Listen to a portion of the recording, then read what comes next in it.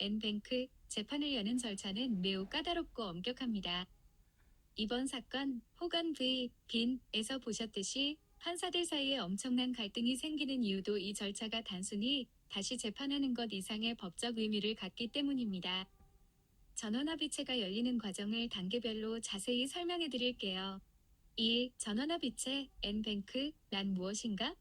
보통 항소심은 3명이 판사, 패널가 맞습니다. 그런데 이 3명의 결정이 법원의 기존 판례와 충돌하거나 사회적으로 너무 중요한 사안일 경우 해당 법원의 판사 전원 또는 대다수이 모여서 다시 재판하는 것을 N뱅크라고 합니다. 2. 절차의 시작, 요청 단계, 전원합의체를 열어달라는 요청은 2가지 경로로 시작됩니다.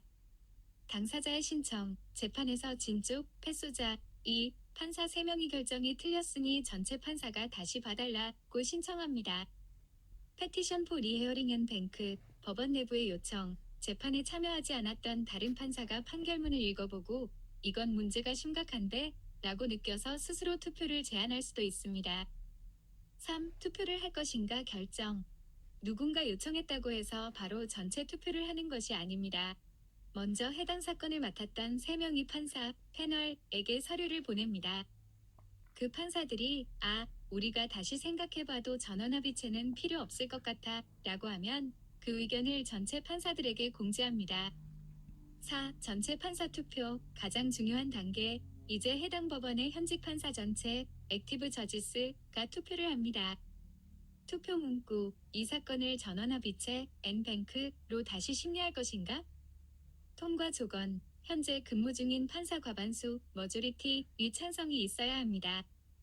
이번 호간 사건의 경우 투표 결과 전원합의체를 열자는 찬성표가 과반수를 넘지 못했습니다. 그래서 재판 자체가 열리지 못한 것입니다. 5. 투표 결과 공표와 성명서 작성. 투표 결과가 나오면 법원은 오더, 명령문을 발표합니다. 이때 판사들은 자기들의 입장을 글로 남깁니다. 다수파, 전원합의체 반대, 3인 합의체의 판결이 적절했으므로 다시 열 필요 없다. 이번 사건의 베르존 판사 측, 소수파, 전원합의체 찬성, 이 판결은 법을 망치고 있으므로 반드시 전체가 모여 바로잡았어야 했다. 라며 강력한 반대 의견, 디센트를 남깁니다. 이번 사건의 브레스 판사 등 9명. 6. 만약 투표가 통과되어 재판이 열린다면 N뱅크 히어링, 투표가 가결되면 드디어 진짜 전원합의체 재판이 열립니다. 심리, 3인 합의체의 기존 판결은 일시 중지, 베케이트 됩니다. 판결, 모든 판사가 모여 변론을 듣고 다시 판결을 내립니다. 이 판결이 해당 지역, 서킷이 최종적인 법이 됩니다. 이후에는 연방 대법원으로 가야 함. 요약하자면 왜 이번 사건이 화제가 되었나?